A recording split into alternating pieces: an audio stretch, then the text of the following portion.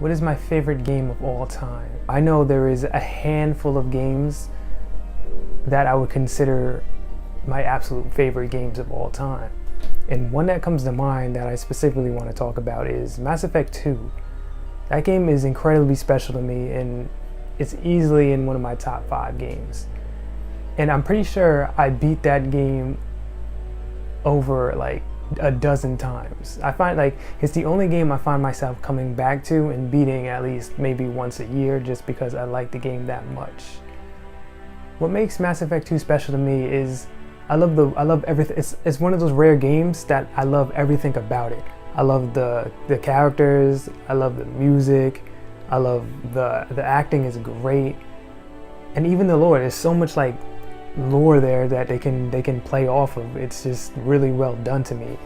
And one of my favorite things about that game, or I guess one of the most interesting things I find about that game, is even though I've beaten it what feels like a million times, every time I go back to play it, there's always like something that I missed. Like I'll hear a conversation that I didn't hear on a previous playthrough and be like, wow, I can't believe I missed that. As many times as I beat this game, I'm still finding new things about it.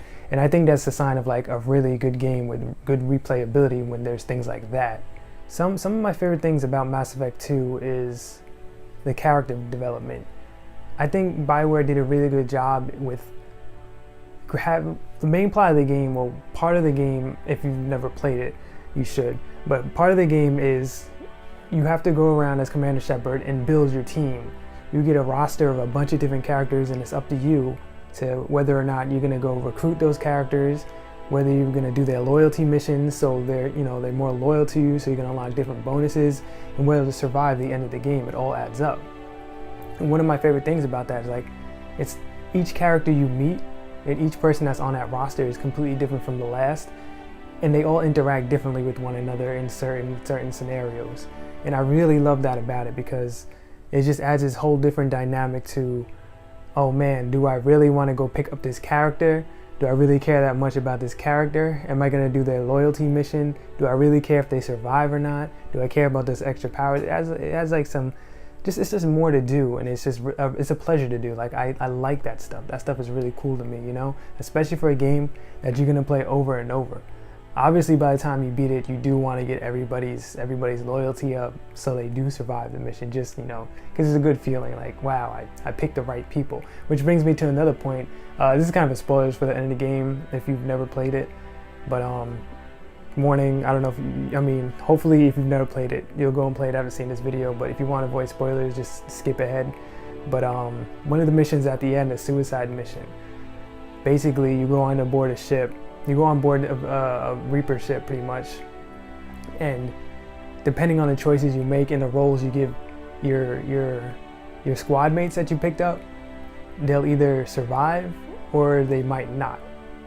And if you have the loyalty missions, their probability of surviving goes up too, in combination of what you tell them to do.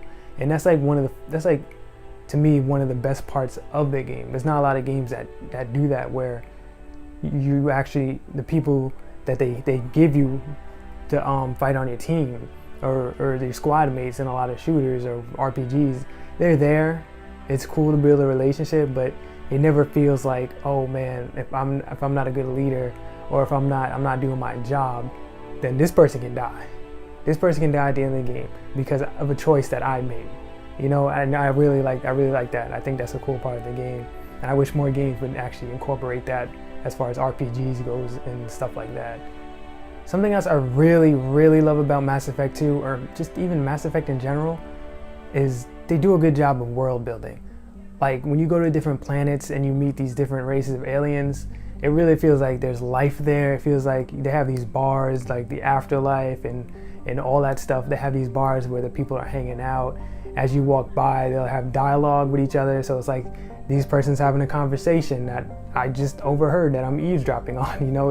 It feels like they're existing in the world, and it's not just empty NPCs walking around. Although it does have those moments. I'm not saying it's every single NPC you see is gonna have a deep conversation with you. It's just like the small things where I walk past someone and they say something to another NPC and you're like, oh, that's cool. Like they're actually having a conversation. And the music is fantastic, like I said earlier. In a lot of the bars, there's a couple of bars in the game, or clubs, whatever you want to call them, and it just feels like this is an actual bar that someone would hang out with. Like the scenery, it's all just fantastic. I love that stuff so much.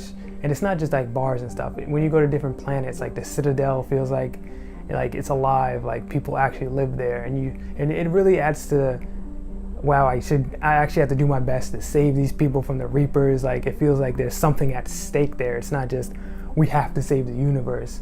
You kind of, now they're throwing you into it, like, there's actual people here who are relying on you, they're counting on you, people on Earth, people on different planets you've never even like heard of, just alien species. Like, you're the one who can do this, you and your team. You have to save these people. And by like having us walk past them or interact with these people, even though it just adds to the whole feeling of, it's up to me, I have to save the universe. Something else I think Mass Effect 2 really did well is its gameplay. Like, from the abilities to the weapons, it all kind of, to the different classes that you can choose from in the beginning of the game, they all kind of flow together, and depending on what class you choose, you get certain powers and you can use certain weapons. But it never feels like I'm limited to just using my powers all the time, or just using my weapons, or I can't defeat this guy, or I can't get past this part of the game because I don't have this. No matter what class you choose, it always feels like you can get it done. And all of the weapons and the powers that just flow all together so smooth and make perfect. You just combine different powers to make, you can stasis an enemy and then maybe put some damage on that enemy, so when they stop moving, everything goes back to normal, you can warp them.